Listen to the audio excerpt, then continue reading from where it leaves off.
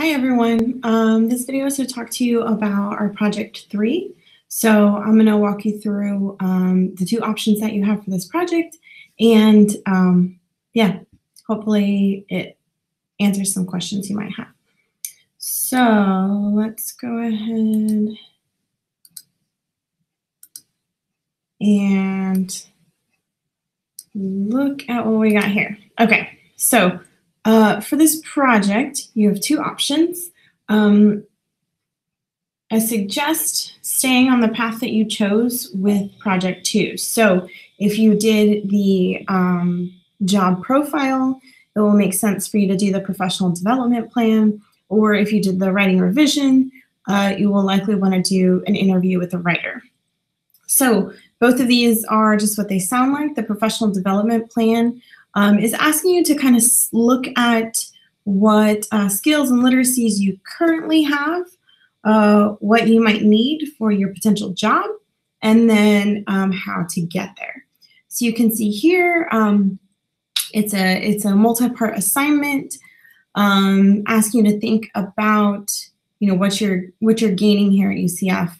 And let's see what else.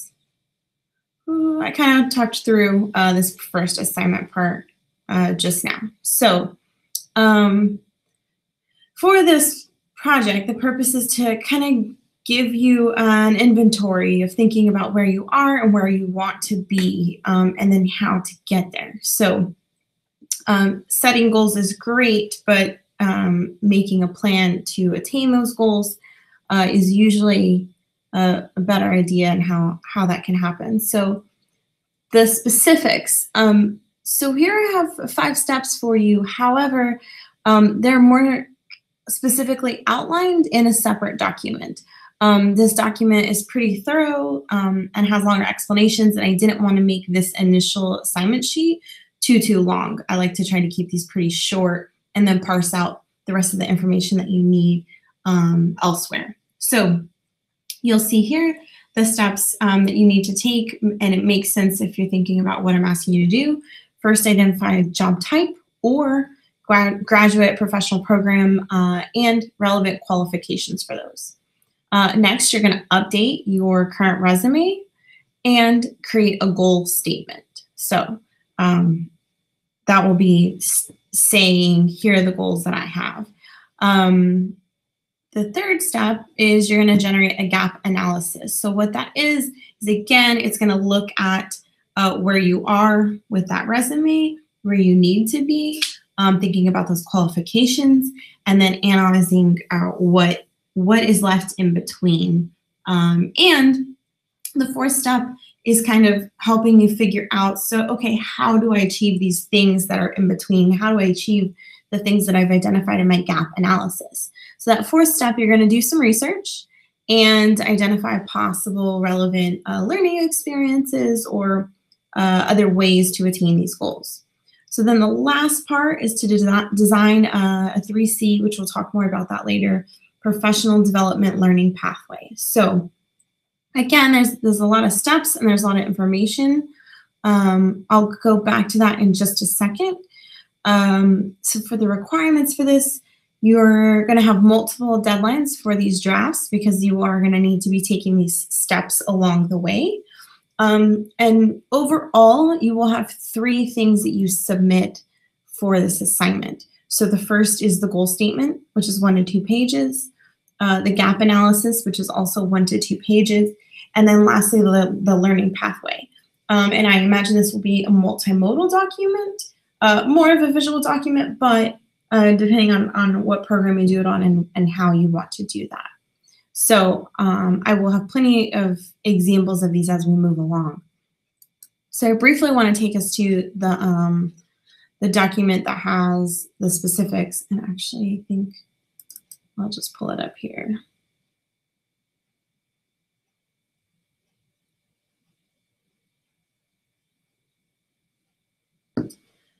Maybe.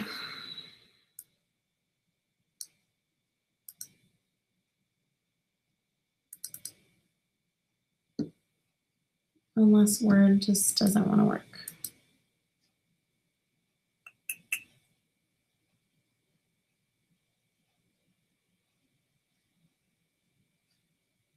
All right, for the sake of this project, this video, I'm going to move on to the interview with the writer. Maybe we'll have time to go back to these steps. If not, I will have you look at them yourself, and then we can talk more about it. Maybe? Yes. If not, we can talk more about it in class. Great. This all opened at once. Okay, so for these steps, so you can see here, step one, figure out what it is you're going to focus on. So, and this is thinking about like after graduation, what is it that you want to do? So you're going to do some research about knowledges, skills, and qualities that are most important for success in this area, thinking about how employers across different sectors value, what skills and qualities you will need. Here I have a link to our BA Students Guide, Job and Graduate Opportunities page as a starting point for you to think about what's next. I think though with a lot of you, you've already identified this. So step two, update your resume and create a goal statement. So I will provide some documents and instruction on thinking about resumes. Hopefully you at least have some working draft to go from, but we'll see. And then, like I said, the 1 to 2 page goal statement, indicating what you want your resume and other job application materials to convey about you when you graduate, right? So this is thinking a little bit ahead of what kind of narrative you will be telling about yourself and your time here at UCF. I'm not going to get too much more into reading that. Like I said, with the gap analysis, that's identifying the gaps between your current resume and your goal statement. Step 4. So this is the part that you're not going to have a deliverable, but is also arguably the most important part. So you're going to figure out what this visual pathway will look like, what kind of content you'll be putting in it. So this asks you to first focus on opportunities that would help close those gaps. That can be anything from like internships, volunteering, workshops, all kinds of things. And then let's see what else. Yeah, this talks a bit about that. So again, there's more resources with the DWR BA student guide. So you can definitely look to that for again, a starting point. So the last part is another deliverable. You'll simply be designing this learning pathway. So this is thinking about how, or expressing how you get to those end goals. And so there's some examples of those here. I'll arguably say those are pretty mediocre. So hopefully I'm sure y'all will have some more creative and engaging looking ones than the ones there. But you can see here, you can read through these steps. I think they're pretty thorough, and we're going to talk about some of the requirements of these things along the way. And these will be parsed out with more specific directions. Again, I like to keep these initial assignment sheets short and provide you more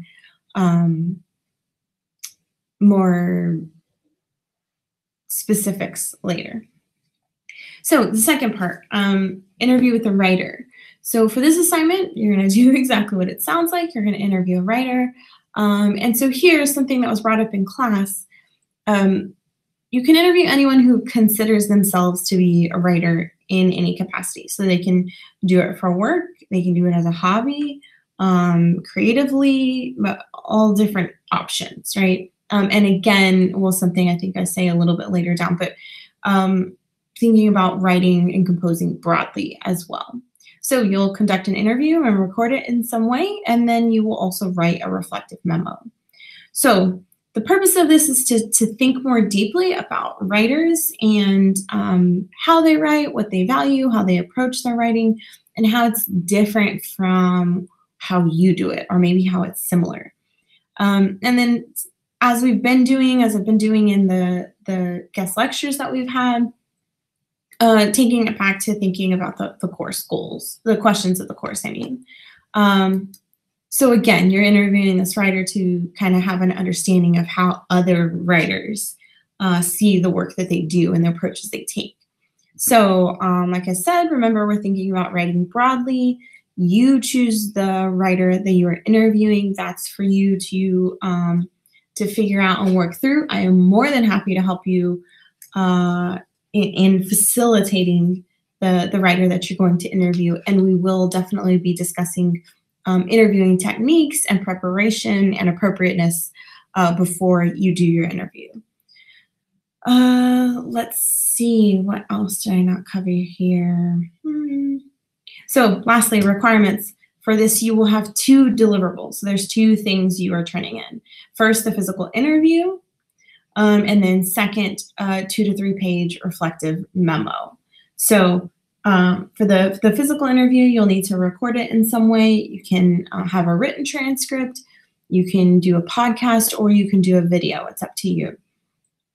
And then in your reflective memo, you'll talk about these 3 points here: the importance of the connection or differences between your interviewee and you as a writer-rhetorician, what you learned from the interview about literacy and literacy skills broadly conceived, and then how this interview helped you to answer or complicate our core questions in the class, which is what can you do with your writing and what problems can you solve with your skills in writing and rhetoric.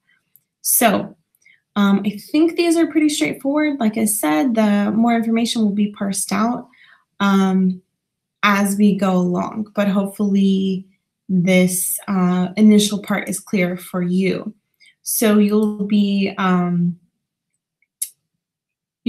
completing the response to this. I'm asking you a little bit about your planning, what you're planning to do with this, and also just some basic questions to show me that you read the assignment sheet, because I found that's not been happening with all of these assignments. So hopefully by clearly having here the exact things that you are turning in, you are actually handing in to me, and having you kind of go through and answer these really dumb, easy questions, hopefully that means you will have read this and thought through what I'm asking of you.